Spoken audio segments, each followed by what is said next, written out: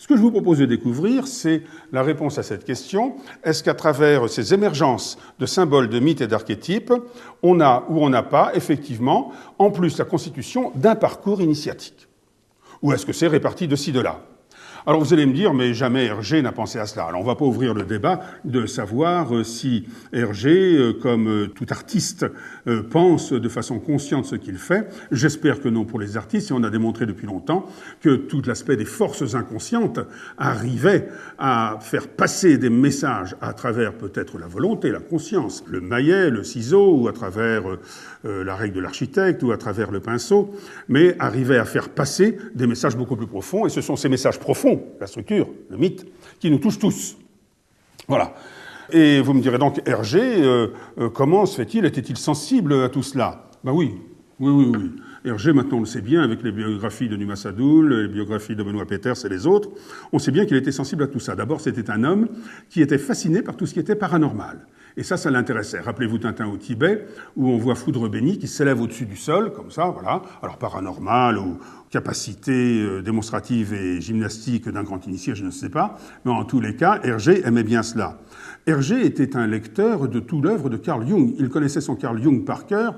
Jung, je vous le rappelle, c'est celui qui a inventé, en quelque sorte, le terme d'inconscient collectif, dont on reparlera abondamment tout à l'heure.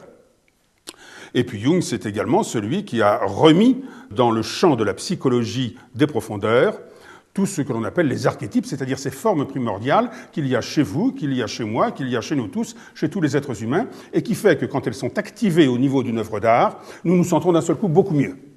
Et nous nous sentons en correspondance dans notre humanité avec les autres. Voilà. Et puis également, Hergé est allé plus loin puisqu'il a dit à Tintin, je vous lirai tout à l'heure l'extrait, la phrase extrait, mais il a dit à Tintin, toi je t'ai fait chevalier. C'est-à-dire qu'il pensait à cette initiation, l'initiation chevaleresque. Il ne l'a pas caché, il l'a dit. Je vous rappelle que dans Vol 714 pour Sidney, il y a un personnage qui s'appelle l'initié. Donc Hergé était d'une grande sensibilité à tout ce qui était la structure, c'est-à-dire le fond, et le fond magistral qui fait que d'un seul coup, nous nous intéressons, au-delà de la narration et de la culture, à une histoire éternelle, une histoire de nous tous. J'aurais pu ajouter qu'en plus, c'était un visiteur assidu du musée d'art royal de l'Afrique centrale, et c'était également un visiteur du musée d'art et d'histoire de Bruxelles.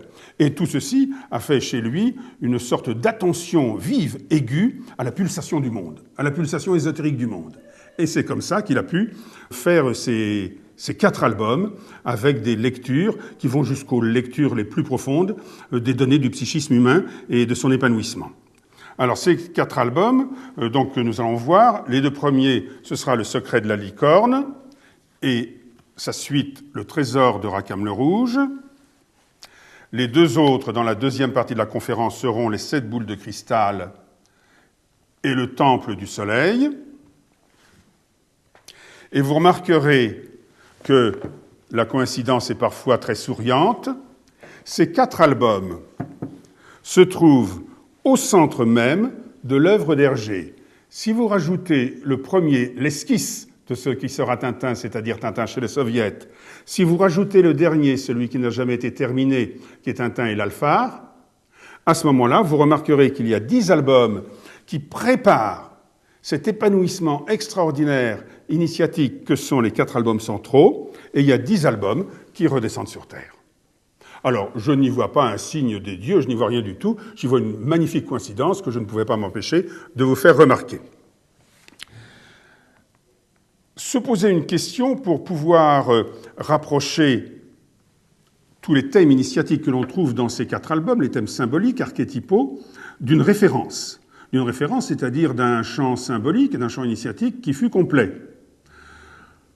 Alors, en cherchant bien, en Occident, je parle de l'Occident, nous disposons avec l'alchimie, nous disposons avec, pourquoi pas, le martinisme, nous disposons avec le compagnonnage de champs symboliques, effectivement, et de champs qui ont une épaisseur ésotérique certaine. Mais, à mon sens, il n'y a aucun champ qui soit aussi dense, aussi large, aussi profond, aussi remanié, modelé, remodelé que le champ de la franc-maçonnerie.